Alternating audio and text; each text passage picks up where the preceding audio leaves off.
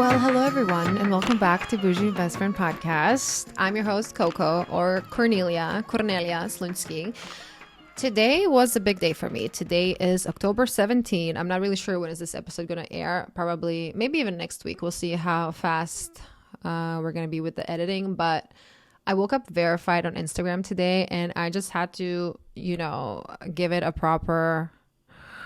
I needed to say this on my podcast as well, because for everyone who is in the social media world and who is just trying to build a brand and trying to build their presence on the internet knows how big of a deal is to get verified, because it's like getting a promotion, honestly. And it doesn't, some other people are going to say, oh, it's just a blue check mark, don't be so superficial. But for me, this is something that I wanted so long. I had it on my vision board since 2020, and October 17, 2022, here we are. I will remember this day forever. And something else I wanted to add is I had a few exhausting weeks. I feel like every time I'm talking on my podcast, I'm just saying how exhausted and tired I am. But honestly, when you are an entrepreneur, you're working for yourself and you don't have a big team, even when you do have a big team, it is exhausting to just constantly be responsible for everything. And just waking up today with that blue check mark was just like a high five from the universe. So I wanted to give a little shout out to my blue check mark on Instagram, and I will remember this date forever. A little bit about the episode. I had the pleasure of interviewing Kira Jones. Kira and I connected through Instagram. She is the founder of Cacti Wellness, and I wanted to record this episode with Kira to give you a few tips. How can you incorporate wellness into your daily habits, routines? I know a lot of us are guilty saying that we don't have a lot of time, that we have, shit to do, and there's like so much going on all the time. But in this episode, you're going to learn some tips and tricks from Kira, how you can actually implement working out and meditation and mindfulness into your daily routine. So if that's something you want to learn about, this episode is for you. So keep on listening. And before we jump into the episode, I wanted to ask you all kindly if you can please leave a 5-star rating and review for my podcast. It would mean so much to me. I hope you are enjoying the episodes. And yeah, I love having you here. And I wanted to, just say thank you again, everyone. Let's now hear from Kira. Hi, Kira. Hello. Welcome to Bougie Best Friend Podcast. Oh, so excited to be here. It was a pleasure hanging out with you a few weeks ago when you were in Miami. We had an event together. You made everybody sweat. We had yummy food, healthy food, because we're all about being healthy and productive. I wanted to have you on my podcast for many reasons. I really want you to help girls kind of get into that mindset of working out and wellness and being healthy. Like, that's not a chore. Like, this is supposed to be an addition to your life, and it's supposed to just like complement your life. Let's just start with you and tell everybody who you are, all about Cacti. Of course. So I'm Kira Jones Matousek now. I was recently married in May, so I have 2 last names now. I'm still getting used to it. And we'll absolutely get into your elopement story because it is fantastic. Yes, it was so fun. So yeah, now I have 2 last names, but on Instagram, I'm just Kira Jones. I have Cacti Wellness, which is a membership-based platform, but it's also just like a community on social media. We have a website, we have an app, and the app is all video content. So we have meditations, workouts, and then productivity workshops. We really like to focus on this concept of productive wellness, as you were saying, Coco. So it's like really how to integrate that into your life. So it's not thinking of wellness as something separate, but it's really a piece of your everyday life. And it's what makes you able to perform highly in every other area. So yeah, that's what I'm really passionate about. The app's launched about 1.5 years ago. And I've seen a bunch of growth on social media over the last 10 months. So it's all been kind of like picking up from there, but it's been so fun to get to connect with, people across the world, which is what's so crazy about social media and the internet, is that you're able to meet people from all over, and really just share this method and lifestyle with them. Let's start with you personally.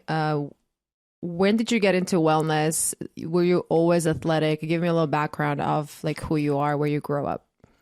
Yeah, so I'm from Wisconsin, from Madison, which is like a college town. Most people that are there have something to do with the university, like someone's parents worked there, my dad worked there. So that's where I grew up. It was a great place to grow up, Four Seasons, really like family oriented. I think just good Midwest values.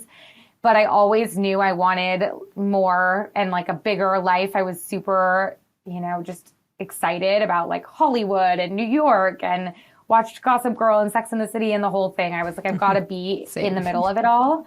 Yeah, I feel like that's like the trajectory of people that move to a big city if you're not just born there that way. And I always felt a little out of place. Like I felt kind of like dramatic and just too much all the time. And I think that was coming from me feeling too big for my space. I would love to stop here for a second and talk about this, because you feel like you want more and you feel like you're made for something maybe not even better, but just different. Mm-hmm. And sometimes you just feel out of place, and you talk to your peers, you talk to your friends and family, and they're like, why don't you just, you're fine. Like you should just be grateful with what you have.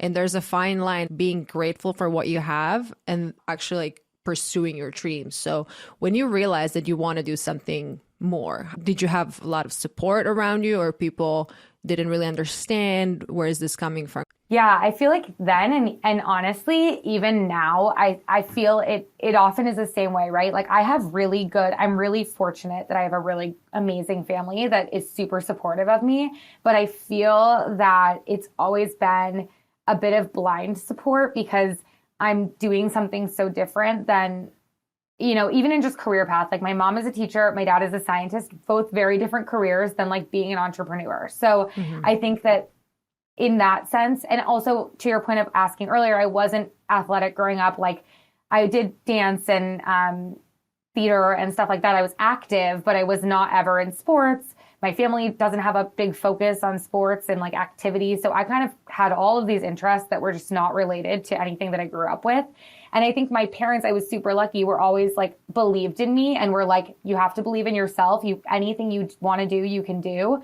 But they weren't necessarily able to like guide me specifically because they had never done what I was hoping to do. And so I think that was a big piece of it. Like I had they helped me build the confidence, but then the rest was up to me. And I feel that even now, like with friends and things like that are on a different path than I am, I do feel support from them, but I also feel like there's this bit of loneliness when you're doing something so different than other people, because it's like, even if people support you and love you, you don't really have someone to go talk about like the ins and outs of things to that's really going to understand it. So that's actually been a big thing for me lately, is like finding friends like you, like finding people that understand what you're going through and can really speak your language in that way. And I feel like if you even talk to your friends and family who are not in the same industry, and if you are, let's say if I'm complaining about video not performing well, other people are not going to understand why is this a big deal. Or people like you maybe are going to understand because you know how much time and effort we put into whatever we're building.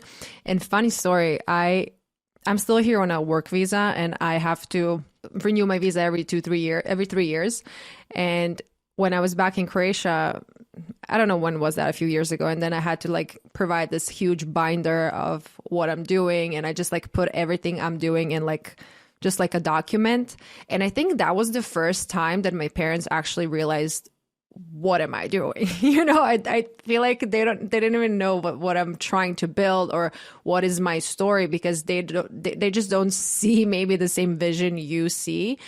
But the point is, like, you can't have that stop you from not fulfilling your dreams and not going after what you want if you just like maybe feel like other people around you are not on the same path, if that makes sense. I also feel like it's a super important piece of it. Like, I was talking to my husband about this recently. He's also an entrepreneur, so he understands like the ebb and flow of sometimes you're making good money, sometimes you're not making any money, like you're just trying to kind of figure it all out. And it's interesting now that my career is more established and my business is more established, and there's like something to show for it. Like I can show with, financials or numbers of people following me. Like there's more information out there now, but it's like I was doing this for completely free, making $0 for 4 years. And like now everything's great. But like at all of those years, it's not that people didn't believe, but they just can't understand. They they can't think it's possible that all of a sudden you're going to see this growth and make a career out of it. So they're looking at it like, oh, fun hobby. This is really cool that you're doing this, but you have to keep that vision in your own head of like, no one else has to get it. I just have to know what I'm doing and like keep going, you know? And I think eventually it all pays off, but you have to be okay with people not understanding. Older generations just can't really understand that we can, you know, monetize what we're doing. Like when I was starting with makeup, my parents were like, why don't you just get a real job? Just get a job that you get a real job, work for someone else instead of like, you know, it's just like they grew up in such a different time. Yeah, sometimes it's just hard to find that support. But like, as you said, you have to like believe in yourself and push that through. So let's talk about Cacti. How did that come along? First of all, I love the name. Can you tell us more about the name? Yeah, I always get this question. I wish I had like a better answer, but basically I just had heard like, you know, whatever you name something, people, I think I heard this on the Skinny Confidential podcast, like literally 4 years ago. I love that podcast. And I know, it's so good. It's always been good. And she was talking about how she named, I think, I can't remember who, maybe it was a guest on, someone was talking about how they named their company. And they were, the point was that basically like whatever you call your company, people will eventually just know it as that, and they're not going to think so much about the name. So like, it's better to just name it. You can always rebrand, because I was like, I don't want to call it Kira Jones something. Like I wanted it to be its own name and its own business. So I was driving back from Arizona to LA. It's like a 5-hour drive. And I was just driving by all these cacti. And I was like, oh, that's like kind of catchy. And heard like that if you use, you know, 2-syllable words that have like a lot of consonants, it's easier to remember. So I was like, okay, cacti, that's what it's going to be. And everyone always asks why. I'm like, there's really not a good reason. It just was like came to me. And I have to absolutely compliment your aesthetic on Cacti and also your personal page. It just looks so beautiful, but please continue. Thank you. Yeah, Cacti. No, so that's the other thing. Like, I think I knew I really liked branding and marketing, and like, that is my side of the business 100%. Like I like doing it for a personal brand. I like helping other people with it. I did a lot of freelance marketing before I started my business. So like I had helped people literally create their logos, create their websites, like do all of those things. So that part of it is just really fun. It's my creative outlet for sure. But the way that the idea really came about was I knew I wanted to do something in wellness. I was working at Equinox in sales. I was selling gym memberships. And that was my first job out of college. And I was meeting all of these like incredible people, super high performing entrepreneurs, people working at startups. And they would be coming into the gym and, you know, working out really hard and then going to their jobs or going to run their companies.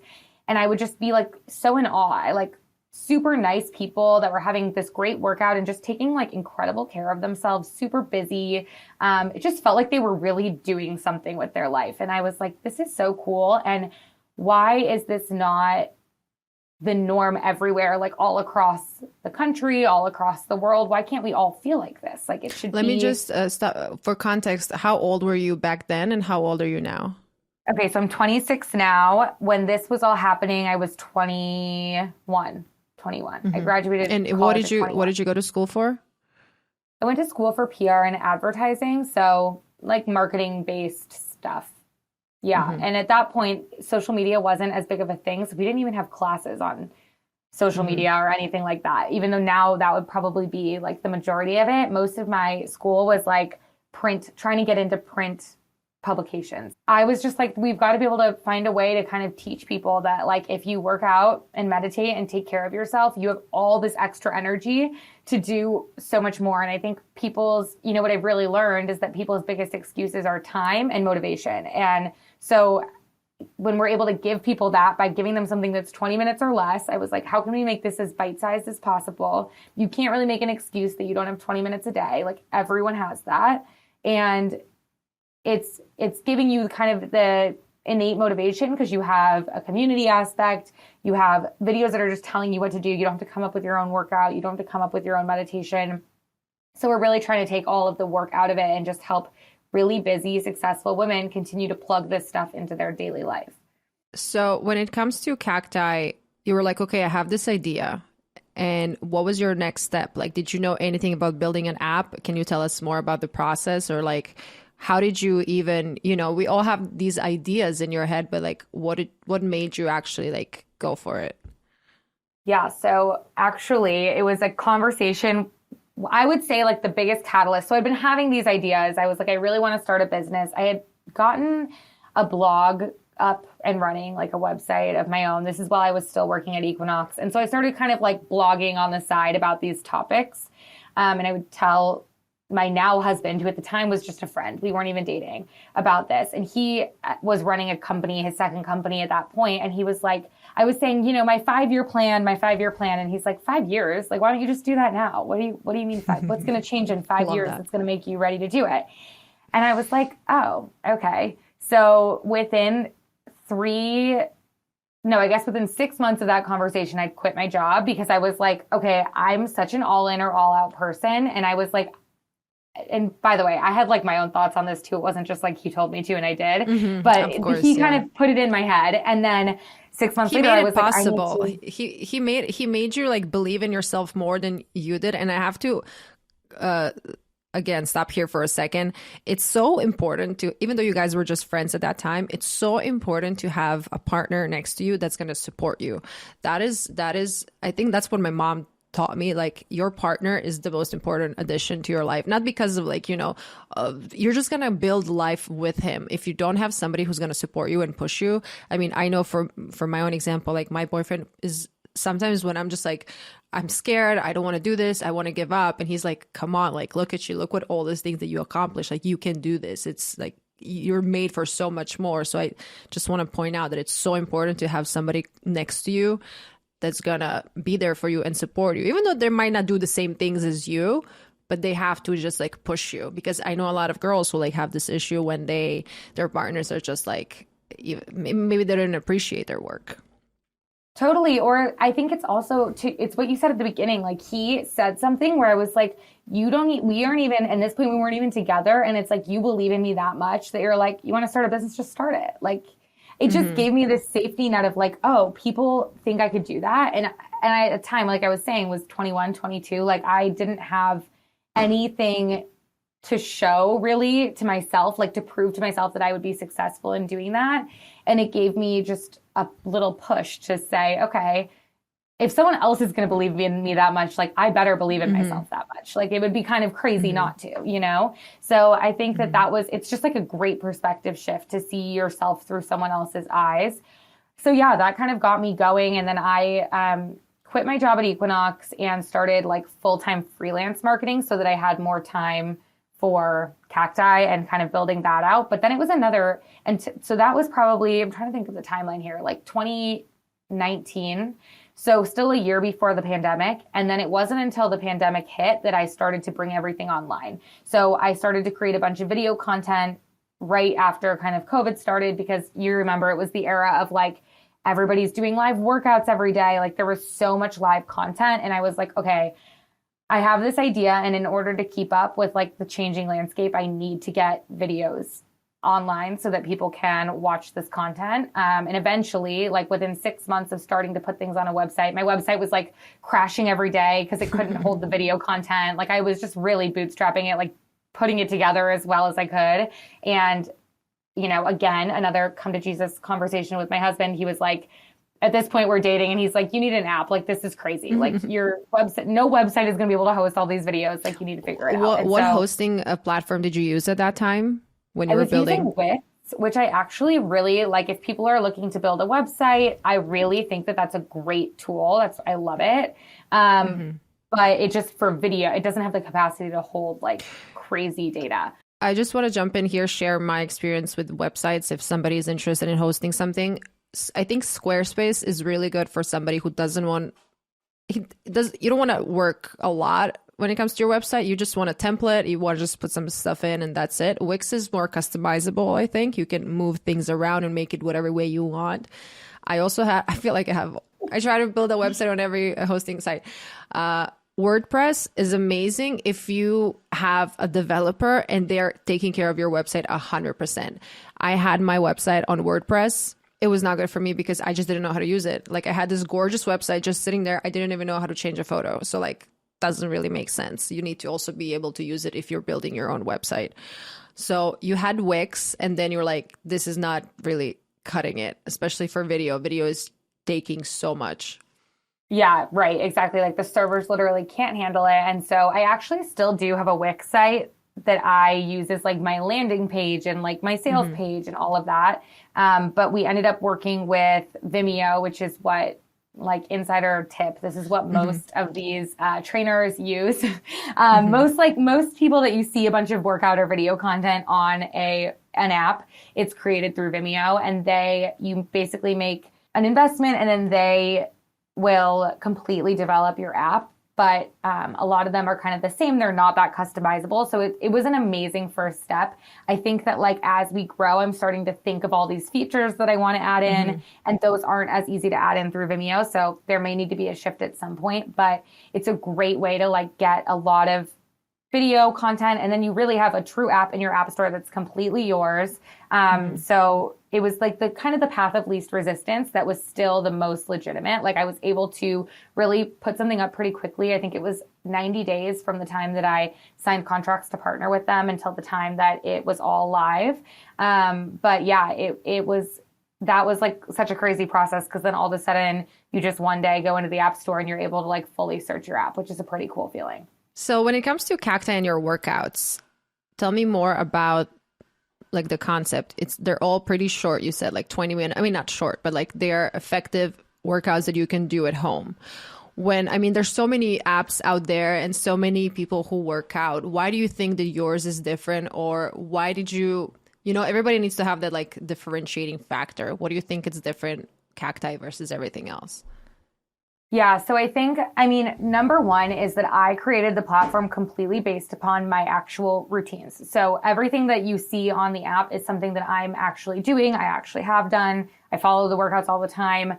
And what I found was, personally, I like to work out for about 20 minutes a day. And that's how I can stay consistent. And that is like our biggest message of all, is consistency. And it's not about going to something like a Barry's class that's super, super hard, but then you can't move for 3 days and you're not going to get another workout in. Like, this is putting in those, micro steps every single day to lead up to kind of this big lifestyle change. And the workouts themselves are low impact. They're really all level. Like, anyone could do them. You can make them harder or easier by adding weight. I cue a lot of that during the workouts, but that's what's nice about them, is like you can kind of start where you're at and then work up from there and continue to use them again.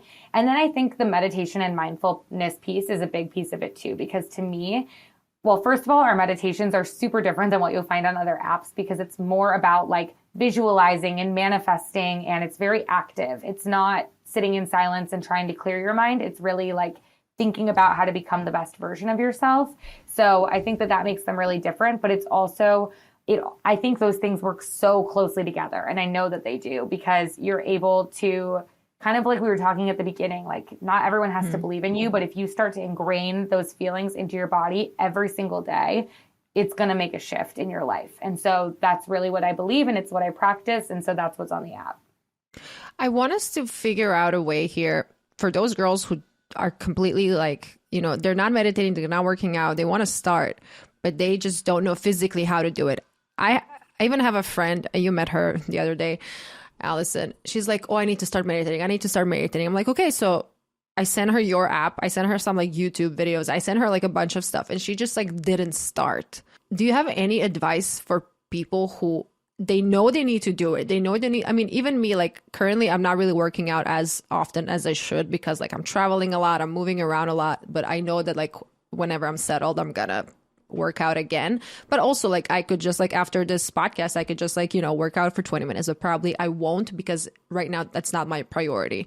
So do you have any advice for girls who want to get, to that next level, being their best self and working towards their dreams, but they're just like, they're still not doing it?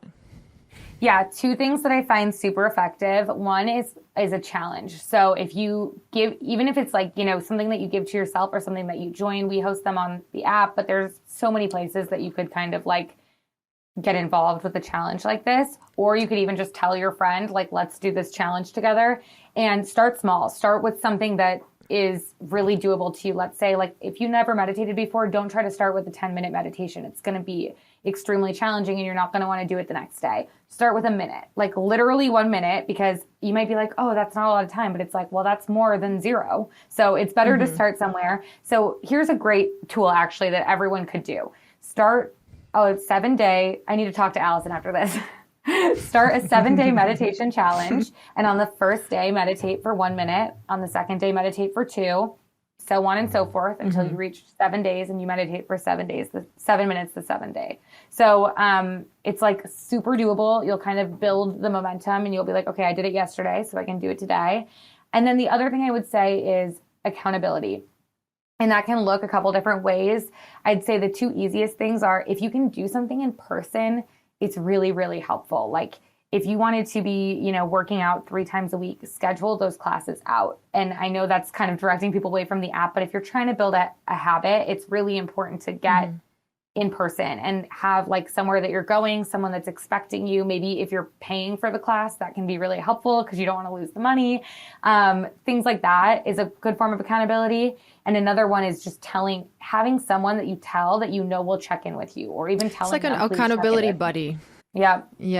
Yeah, I love that. When I was in my high peak working out days, I mean, I still have my calendar reminders that I should be working out right now, but it's always nice to see it in your calendar and you're like, okay, I should be doing this now instead of like scrolling through TikTok or whatever. And I have to say, when you were in Miami for our workout, I couldn't walk for 2 days after because I'm like so out of shape. But that workout seemed like, I can do this. I can do this all the time. Like it's, some squatting, some like no weights. And I promise you, okay, I'm going to do a pact with you right now. I will do your workout this afternoon and I will report back. Okay. I think that's a good plan. Oh my God. Okay. We just made accountability buddies. I want to talk about these productivity workshops that you also have on the app. I love that you pretty much just like give like a guide of how to use these tools that we all kind of need sometimes. Like even Google Calendar, some people are not really, they don't know how to use Google Calendar or Notion or Asana. Tell me more about the productivity part. Yeah, absolutely. And we're actually working on a bunch of new videos for this section. So there should be a lot of fun stuff coming soon. But basically, we have a couple different types of workshops in there, but mostly what I focus on is things that involve time management, goal setting, and then how to use software. So things like Google Calendar, things like Notion, which I know Coco and I both really like, different project management. I mean, to me, it's like, it doesn't matter which one you like, but just find one, learn how to use it, and then stick to it. And that's really important for organization and, task management and project management and all of that. And so what we really focus on doing is, again, under 20 minutes, just running through high level with like screen share and all of that, how you use the tools so that you could watch maybe spend an hour of time on the app learning how to use a couple things, and then you can really immediately implement that and start to use Google Calendar or use, we're about to make one for Notion, like any of these different tools.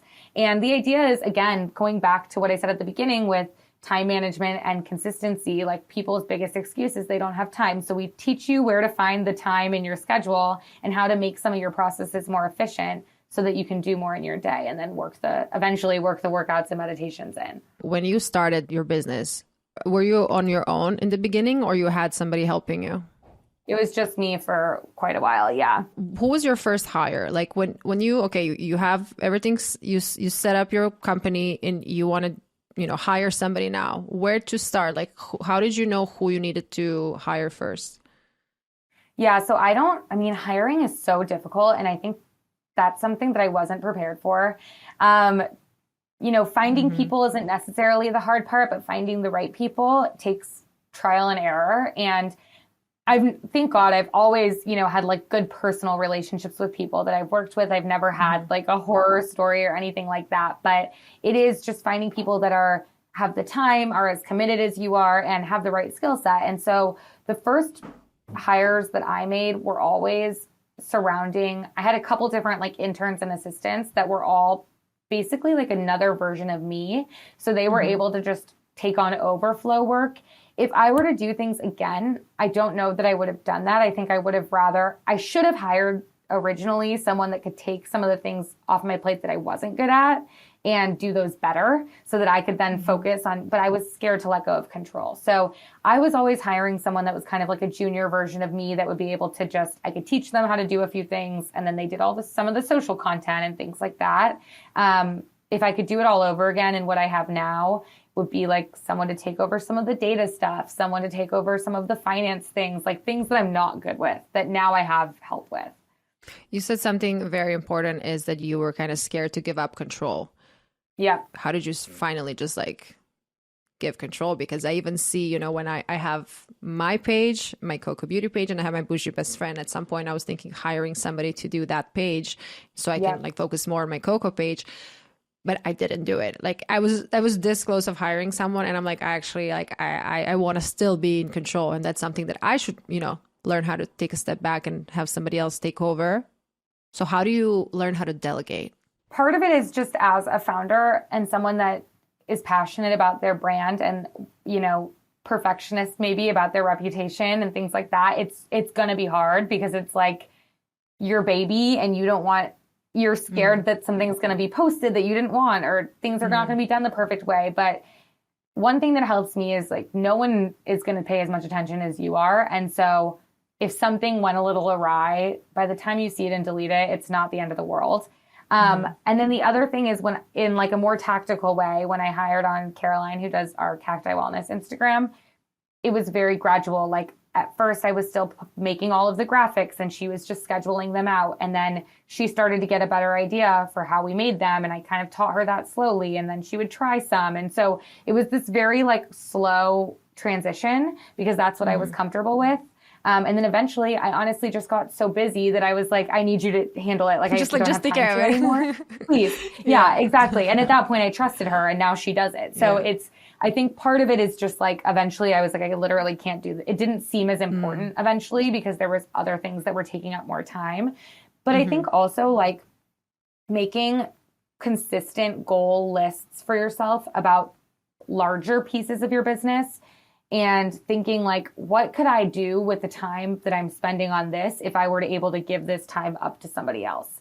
And that would always really, it still does. I do this often. Like, okay, what am I doing right now that someone else could be doing that doesn't have to be Kira doing? And for example, like something that will never, well, eventually could be someone else, but at this time, if I'm filming videos, I have to be the one behind the camera. So like, I know that's a good use of my time because that's literally like what my job is. Then, you know, editing those videos doesn't need to be me. I liked to because I liked them a certain way, but now someone else does it and they're great. So it's just, I think finding like, what could you let go of and gain a few hours back, and then getting excited about what you're going to do with that newfound time. And then you'll be like, okay, I should delegate this. I don't need to be doing all of that, you know? What would you say for people who maybe they need extra help, but they don't have the money to pay somebody? Yeah. So if you have a registered business, like an LLC or an S Corp, if you've done that, then you can, with most schools, apply to be part of their internship program. And so my advice, and I've done this before, is find schools in your area and like colleges in your area and get in touch with whoever's running their internship programs, ask if you can list your company and some job roles. And a lot of times you can find unpaid interns and they'll get school credit. There's usually some, like the school usually has a way to vet your company and make sure it's legitimate, but there's easy ways to get involved with those programs. And so I think that that's a great way if you can't pay anyone. You just have to know that when you take on an intern, like it's your job to teach them as much as it is their job to do the work. So it's not necessarily just like someone that can hand it all over, but it's a great interim tool.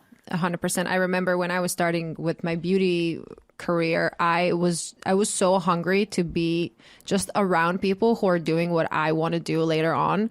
And I was applying, you know, I was literally DMing every successful makeup artist at the time. And I was like, hey, I would just love to shadow you. I would just love to be on set. And, you know, sometimes I was working 12-hour shifts and getting paid $100. But the knowledge you gain from people is you can't even, it's so important. And as you said, like sometimes when you have interns, you're going to spend more time teaching them how to do stuff, but that's a part of the exchange. It's like you give them credits, they help you out, and then maybe later on you're going to grow together. And I think that's a really good way to like ask for help.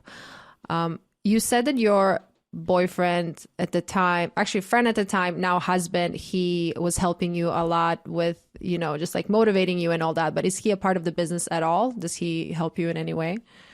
Yeah, so we actually have really complementary skill sets. So like I'm very creative and good with writing and marketing and all of that side of things. He's really more number driven. And so he definitely helps with some of the data stuff, and just like giving me recommendations on that side. And then also just like moral support and, helping me in that way. He's definitely, we both help each other on our businesses when need be, but it is hard to work with your significant other. And some people do it, and props to them. Like for us, at least with our own businesses, it's not like we can't, it's not like I'm pulling him on full time. But it's super nice to have him as a resource. And there's certain things where like, if I didn't have him, I'd probably have to hire someone else. So it's like, free work in that way. And he is, mostly just like so supportive and will come and do heavy lifting when we have like, I'm sure Coco, when you just did your merch drop, you can completely understand this, but it's like, I get, and with content creation, it's like, I have so many boxes and just things. My life and is like, storage. I'd say his biggest job is like moving everything to our storage unit, which he does with a smile. And I'm like, thank God, because I don't want to do that. So yeah, he's somewhat involved. Yeah, I would love to hear about your elopement. Tell us everything. First of all, the photo, your wedding was in Vogue. It was amazing. It was amazing. Yeah. Tell us. So everything. we got engaged. All right. So I'll give the full timeline because I've kind of referred to him as like a friend and now husband. So basically we were friends for like 2 years ish, and then started dating when we lived in LA, moved to New York, and then we got engaged in February of this year. So we got engaged in February, and to me and to him, wow, I wait, think what is now? Now is October. Okay, that was just So we were only engaged for like 2 months. Yeah. Wow. Epic. Yeah, because when we got engaged, I was like, I just want to be married. Like to me, the point, it's not, we'd lived together. There was nothing really to like change. And I was like, I don't want a big wedding. I don't need all this time to plan. So I just want to get married. And so we ended up deciding to elope in Lake Como in Italy. And it was literally just the two of us. And then we brought my photographer, who is like a close friend. And that was, that's basically the story. We did it on the boat in the middle of Lake Como. It was super romantic and fun. And I think if you are in a position where like your families don't really care and they're just like kind of hands off with your wedding decisions, it was a great thing to do. But I know I'm lucky because some people's families want to be super involved. And so like to each their own. But for me, it was the perfect thing. It was like so stress-free. It was very intimate. And yeah, it was great. Did you have any other parties for your, because a lot of girls listening to this podcast are in that age, maybe, they are thinking of getting married to their significant other or not. And there's a lot of these discussions, like, should we spend all this money, for a night, or should we maybe invest it into our future? And I remember when I was growing up, I was like, I'm going to have the biggest wedding ever. Oh, totally. And now I'm not there yet that I need to make those decisions, but I don't think I would spend all that money on a wedding. I think I would keep it small. Yeah, that was my kind of, it's so funny because it's what you said exactly. Like I remember being little and going to weddings of like my mom's friends or whatever and telling my mom, I'm going to have a huge wedding. I wanted one of those dresses that was like tight on the top and then like poofed out all the way down. And like, I was like a princess ball gown. Like I wanted to be a princess. Yeah. Yes. And then now it's like, I literally couldn't have cared less about all of those pieces of it, which I think partially is like, I just knew it made me feel like I was doing it for the right reasons. Like I really just care about being married. But also to your point, it was like, we just came out of COVID. So basically 3 years of weddings are happening this year. So to find a venue was a nightmare. I'm in New York, so it's obviously very expensive to book anything. And we did end up having a family like reception back in New York with 20 people, 25 people. And we did like a cocktail hour and a DJ. And so I still got to have like the wedding feeling on a really small scale. But yeah, for me, I think my way of thinking about it was that it was hard to justify putting that much money into something that wasn't my business. And I think Mike felt the same way. And then B, like I didn't want to be stressed out. I didn't want to be stressed about planning it. I didn't want to take the fun out of the moment. And I was like, planning a wedding to me would be very stressful. So I'm going to do the least stressful thing I can think of, which is like not really plan much. And we did have a travel agent that was like helping us with all of the stuff for the actual Italy trip. But, you know, that was like easy and chill. And it wasn't really like planning a whole wedding. I love that. I think this is a really valuable piece of information for girls who are maybe in the same boat. And actually, my brother is getting married next year, and we just started like talking about all the plans and planning everything. And he's like, oh, I have to invite these people. I have to invite those people. I haven't seen them in a year, but they're going to get upset if I don't invite them. So I don't know, like he's still back in Croatia. So I think for them, it's a little more traditional than here in the US. But I'm completely with you. Like I can't justify spending, you know, however amount of money on a wedding. Meanwhile, maybe you're still renting, or you don't have a car, or you don't, I don't know. It's just like different priorities. Well, it's so true. Things have changed so much. Like when our families were, you know, when our parents were getting married, it was everything was way cheaper. The whole idea of like a wedding wasn't so blown out of proportion, where now everything's at like such a crazy premium.